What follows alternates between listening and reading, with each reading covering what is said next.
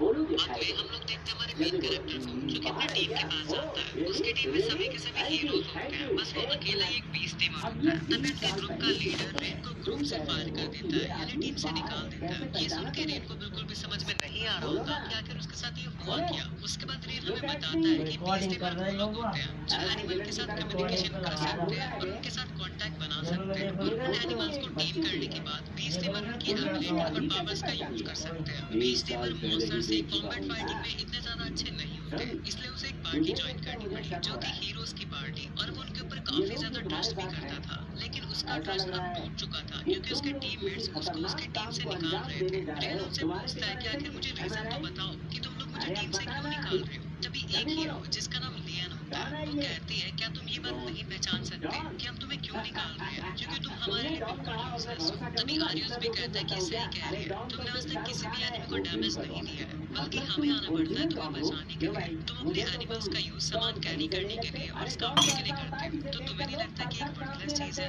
तभी बाकी के टीममेट्स भी इसी बारे में बात करने लगते हैं और कहते हैं कि हमें रेन को शुरुआत से अपनी टीम में नहीं लेना चाहिए था, हमें हमेशा इसको आगे बचाना होता है, और इसकी वजह से हम काफी ज्यादा पीछे हो जाते हैं। ये सुन के रेन को काफी ज्यादा बुरा लगता है। उसके बाद उसके टीममेट्स कहते हैं कि और जाने से पहले अपने सारे के सारे इक्विपमेंट्स और गियर यहीं पे छोड़ के जाना, क्योंकि वो सब हमने तुम्हें दिए थे। उसके बाद रेन बिना कुछ कहे अपने सारे गियर उतार के वहाँ से चला जाता है। फिर गिर आराम से टाउन पे एक चेयर के ऊपर बैठा होता है और याद करता है कि मिशंस के टाइम पे उसके सारे टीममेट्स उसकी बेइज्जती किया करते थे और उसे हमेशा कमजोर बुलाया करते थे। इससे रेन को इतना तो पता लग जाता है कि उसके टीममेट्स उसके स्टार्टिंग से चिंता नहीं करते थे, जिसके बाद वो सोचने लगता है कि इन सब बातों को छोड़ो, अब इम्पोर्टेंट बात ये है कि अब मुझे क्या करना चाहिए, क्योंकि मेरे पास कुछ भी नहीं बचा है। रेन इस बारे में सोच रहा होता है, तभी कुछ बच्चे उसके पास आते हैं और उससे पूछते हैं कि क्या आपने अपनी जॉब को पूरा कर लिया है, अगर आपकी जॉब पूरी हो चुकी है तो क्या आप हमें वही करके दिखाएंगे। रेन इन बच्चों को इतना ज्यादा एक्साइटेड देख के काफी ज्यादा खुश हो जाता है। उसके बाद वो खड़ा होता है और आसमान की तरफ एक ईगल को देखता है और अपने हाथ को आगे करके उसे टेम कर लेता है। उसके बाद वो ईगल नीचे आती है और उनको हेलो करती है। ये चीज देख के सारे बच्चे काफी ज्यादा खुश हो जाते हैं। उसके बाद रेन कहता है कि एक टेम्पररी कॉन्ट्रैक्ट था, इसलिए मुझे इसे जाने देना चाहिए। उसके बाद रेन कॉन्ट्रैक्ट को ओवर कर देता है और ईगल को जाने देता है। तभी सारे बच्चे उदास होकर रेन से कहते हैं कि आखिरकार आपने इसे वापस क्यों भेज दिया। उसके बाद रेन कहता है कि मैंने तुमसे पहले ही कहा था कि एक टेम्पररी कॉन्ट्रैक्ट है, इस कॉन्ट्रैक्ट को बनाना काफी ज्यादा इजी है, लेकिन ये ज्यादा समय तक नहीं चलता। ये सुन के सारे बच्चे कहते हैं कि आप तो काफी ज्यादा अमेजिंग है, मैं बड़े होके पीस टीमर बनना चाहता हूँ। रेन उनसे पूछता है कि तुम तो पहले कह रहे थे कि तुम एक हीरो बनना चाहते हो, लेकिन अब पीस टीमर क्यों। तो बच्चे कहते हैं कि अब हमें हीरो पसंद नहीं है, हीरो काफी ज्यादा अनोइंग लगते हैं। जब हम लोग उनके पास जाते हैं तो वो हमारे साथ अच्छा बिहेव नहीं करते और इसी वजह से हम उसे पसंद नहीं करते। ये सुन के रेन को भी अब समझ में आ जाता है कि इस टाउन के मर्चेंट हीरोज को वेपन सप्लाई करना क्यों नहीं पसंद करते। तभी बच्चे कहते हैं कि तुम कितने अलग हो, तुम हमारे साथ हमेशा खेलते हो और हमारे साथ अच्छा बिहेव भी करते हो। रेन अपनी तारीफ सुन New Garnier Super UV Invisible Serum Sunscreen to protect from 99% sun damage.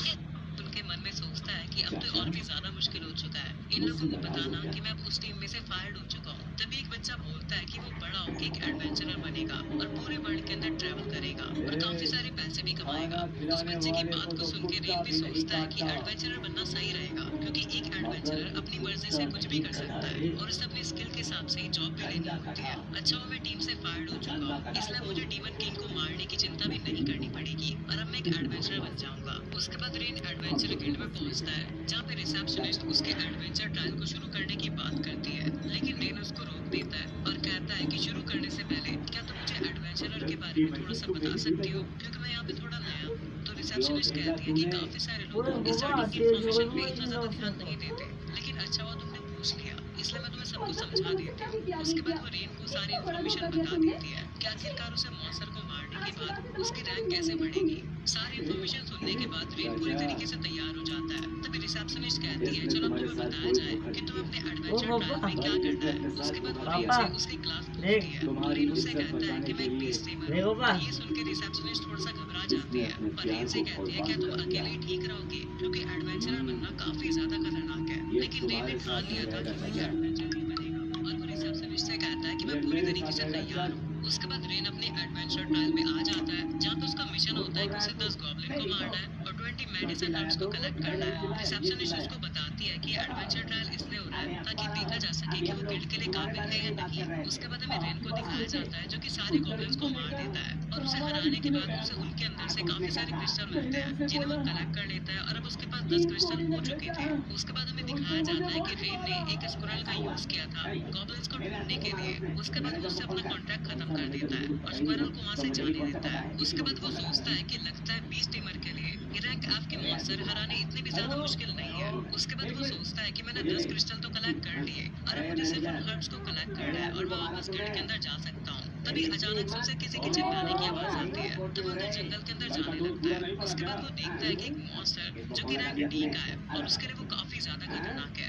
लेकिन फिर भी वो ये ना देखते हुए उसके ऊपर हमला करने की कोशिश करता है। लेकिन उसका जो नाइफ होता है वो टूट जाता है जिसके बाद टाइगर को काफी ज्यादा गुस्सा आ जाता है और वो रेन को काफी ज्यादा दूर फेंक देता है और इसी वजह से मॉन्स्टर डिस्ट्रैक्ट हो जाता है और रेन की तरफ आने लगता है। ये देख के रेन कहता है कि मुझे पता था कि मैं इसे हरा तो नहीं पाऊंगा, लेकिन मैंने टाइम को निकाल दिया जिससे वो लड़की यहाँ से भाग पाए। तभी रेन उस लड़की से वहाँ से भागने के लिए कहता है, लेकिन वो लड़की वहाँ से भागती नहीं, जिसके बाद वो काफी ऊंची छलांग लगाती है और आसमान के अंदर जाके कहती है कि मैं अपनी पूरी स्ट्रेंथ का यूज करूंगी। उसके बाद वो टाइगर के ऊपर काफी खतरनाक लात मारती है जिससे टाइगर वहीं पे ढेर हो जाता है। ये देख के रेन काफी ज्यादा हैरान हो जाता है और उससे पूछता है कि तुम कौन हो, लेकिन वो लड़की कोई भी जवाब नहीं देती। उसके बाद रेन सोचने लगता है कि इस वर्ल्ड में ऐसे भी कोई बीइंग होते होंगे जिनके पास काफी खतरनाक पावर होती है जिनको हम अल्टीमेट स्पीशीज कहते हैं। अल्टीमेट स्पीशीज में फेरी या फिर डेमिगॉड्स आती है, लेकिन उसमें से काफी ज्यादा रेयर स्पीशी होती है जो कि होती है कैट स्पिरिट और ये लड़की एक कैट स्पिरिट ही होती है। और ये चीज देख कर रेन काफी ज्यादा हैरान हो जाता है। तभी वो मॉन्स्टर वहाँ से डिसअपीयर होने लगते हैं, लेकिन वो लड़की वहाँ से जा नहीं रही होती है क्योंकि वो थोड़ी बेहोशी की हालत में होती है। और जैसे वो नीचे गिरने लगती है रेन उसे पकड़ लेता है। उसके बाद वो उसे पूछता है क्या तुम ठीक हो? वो लड़की कहने लगती है नहीं, मुझे काफी ज्यादा भूख लग रही है। तो रेन उसे खाने के लिए खाना दे देता है। उसे खाना खाते देख रेन सोचता है कि इस लड़की की स्पीशी तो काफी ज्यादा रेयर है क्योंकि ये एक्सटेंड होने वाली है। ये मैजिक तो यूज नहीं कर सकते, लेकिन इनके पास एथलेटिक एबिलिटी काफी खतरनाक होती है और काफी ज्यादा फिजिकल पावर भी होती है, इसलिए इन्हें काफी ज्यादा अल्टीमेट जगह मिलती है इस वर्ल्ड के अंदर। उसके बाद वो लड़की खाना खा लेती है और रेन को शुक्रिया करती है खाना देने के लिए और कहती है अगर तुम मुझे खाना नहीं देते तो मुझे लगा था कि मैं मर जाती क्योंकि मैंने काफी दिनों से खाना नहीं खाया था। ये बात सुन के रेन सोचता है कि लगता है इस लड़की की हालत सच में कुछ ज्यादा ही खराब थी।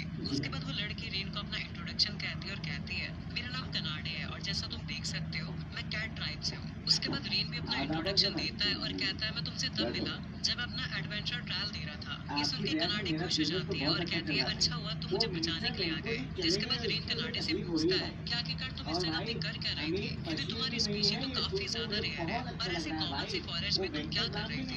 ये बात सुन के कनाडे कहती है एक्चुअली मैं माउंटेन के डीप में रहा करती थी, लेकिन वहाँ पे ज्यादा लोग बचे नहीं है इसलिए मैं काफी ज्यादा बोर हो गई और एक जर्नी पे निकली जहाँ पर मुझे तुम मिले। उसके बाद कनाडे रेन से पूछती है कि तुम्हारे बारे में बताओ, तो रेन उसे अपने बारे में सब कुछ बता देता है और कहता है कि वो 6 महीने से हीरोज की पार्टी में था। उसके बाद रेन मन में सोचता है कि मैं अपनी पार्टी के बारे में याद तो नहीं करना चाहता क्योंकि मुझे काफी ज्यादा दुख होता है, लेकिन पता नहीं क्यों ये काफी ज्यादा स्ट्रेंज है कि मैं कनाडे को सारी बातें बताए जा रहा हूँ। रेन की स्टोरी सुनने के बाद कनाडे कहती है उन हीरोज को तो शर्म आनी चाहिए, आखिरकार वो तुम्हें अपनी पार्टी से कैसे निकाल सकते हैं जबकि तुम तो इतने अच्छे पर्सन हो। रेन उससे कहता है क्या तुम मेरी स्टोरी सुनने के बाद उन पे गुस्सा हो? तो कनाडी कहती है बिल्कुल। तो रेन हंस के कहता है तुम कितनी ज्यादा स्वीट हो, लेकिन अब सब कुछ ठीक है। अगर मैं उनके लिए मुसीबत था तो शायद मैं उनकी पार्टी को और पीछे खींचता, पर अच्छा हुआ कि मैंने उनकी टीम को अभी लीव कर दिया है। तो कनाडी कहती है अगर तुम गुस्सा नहीं हो तो अब मैं भी उनके ऊपर गुस्सा नहीं होगी। ये सुन के रेन खुश हो जाता है और कनाडे से शुक्रिया करके उसके सर पे हाथ फेरने लगता है।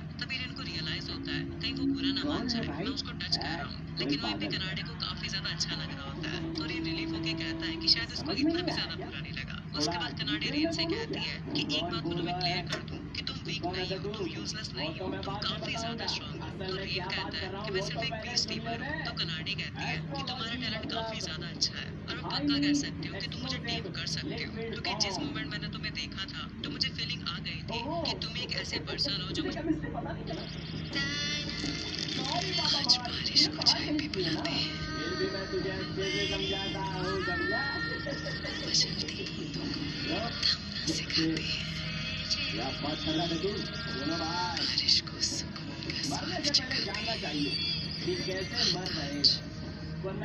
मुझे टीम कर सकता है। अगर तुम्हें नहीं पता तो मैं बता दूं कि इस पूरे वर्ल्ड में ऐसे बहुत ही कम लोग हैं जो कि मेरे जैसे कैट स्पिरिट को टीम कर सकते हैं और तुम उनमें से एक हो। कनाडी की बात सुन के रेन सोच में पड़ जाता जाता है और वो सोचने लगता है कि अगर मैंने कनाडे जैसी अल्टीमेट स्पीशी को टीम कर दिया तो मेरे लिए काफी बड़ी हेल्प हो जाएगी और मेरे साथ कभी भी बुरा नहीं होगा। रेन कनाडे की तरफ देख के कहता है कि रीजन ये नहीं है कि मैं कनाडे को इसलिए टीम करना चाहता हूँ क्योंकि वो अल्टीमेट स्पीशीज है। मैं कनाडे को इसलिए टीम करना चाहता हूँ क्योंकि मैं कनाडे को अच्छे से जानना चाहता हूँ और उसके साथ रहना चाहता हूँ। जिसके बाद वो कनाडे को हाँ कर देता है कि वो उसको टीम करेगा। ये सुन के कनाडे भी खुश हो जाती है। उसके बाद रेन अपने स्पेल का यूज करके कनाडे को टीम करने की कोशिश करता है। रेन कहता है ये कॉन्ट्रैक्ट हमारे बीच में एक बॉन्ड को बनाएगा। जिसके बाद वो टीम करना शुरू कर देता है। लास्ट स्टेप में रेन सोचता है कि जिस मोमेंट पे कनाडे अपना नाम मुझे दे देगी तो कॉन्ट्रैक्ट बन जाएगा। उसके बाद कनाडे अपना नाम बोलती है और उनके बीच में कॉन्ट्रैक्ट बन जाता है। जिसके बाद कनाडे देखती है कि उसके हाथ में एक अजीब सा पैटर्न बन जाता है। तो रेन उसे बताता है कि एक सिंबल है कि हमारे बीच में कॉन्ट्रैक्ट बन चुका है। ये सुन के कनाडे खुश हो जाती है और रेन से कहती है कि सच्ची में इसका मतलब हम एक दूसरे से बॉन्ड हो चुके हैं। ये सुन के रेन भी काफी ज्यादा खुश हो जाता है और कनाडे से कहता है हाँ ये वही सिंबल है हमारे बॉन्ड का। उसके बाद वो एक दूसरे से हाथ मिलाते हैं। कनाडे रेन से कहती है कि मैं आज से तुम्हारे साथ ट्रैवल करने वाली हूँ, काफी ज्यादा मजा आने वाला है। तो रेन कहता है हाँ। उसके बाद रेन मन में सोचता है कि मैं एक बीस टीमर था जिसको हीरोज की पार्टी ने किक आउट कर दिया था, लेकिन अब कौन बिलीव कर सकता है कि मैं अब से एक अल्टीमेट स्पीशीज के साथ काम करने वाला हूँ। उसके बाद रेन अपनी एडवेंचर ट्रायल को पूरा करने के लिए एक खुली जगह पे आ जाता है जहाँ पे वो कुछ रैबिट्स के साथ एक टेम्पररी कॉन्ट्रैक्ट करता है और उन्हें ऑर्डर देता है कि जाके उन हर्ब्स को ढूंढो। जहाँ पे कनाडी काफी ज्यादा शॉक हो जाती है और कहती है कि आखिरकार तुम इतने सारे रैबिट्स के साथ टेम्पररी कॉन्ट्रैक्ट कैसे बना सकते हो, वो भी एक ही बारी में। जिसपे रेन कहता है कि ये तो काफी ज्यादा आसान है। कनाडी कहती है लेकिन ये तो काफी ज्यादा रेयर है और वैसे भी एक पीस स्टीमर एक टाइम पे कॉन्ट्रैक्ट को सिर्फ एक ही जने से बना सकता है और साथ ही साथ तुमने मुझे भी टीम किया हुआ है तो तुम किसी और को टीम कर ही नहीं पाओगे, लेकिन फिर भी तुमने इन रैबिट्स के साथ कॉन्ट्रैक्ट बनाया जो कि इम्पॉसिबल सा है। तो रेन कहता है कि जहाँ पर से वो आया है वहाँ पे सभी लोग ऐसी चीजें कर सकते हैं तो एक पीस टीमर के लिए नॉर्मल सी बात है ना। तो उस पे कनाडी परेशान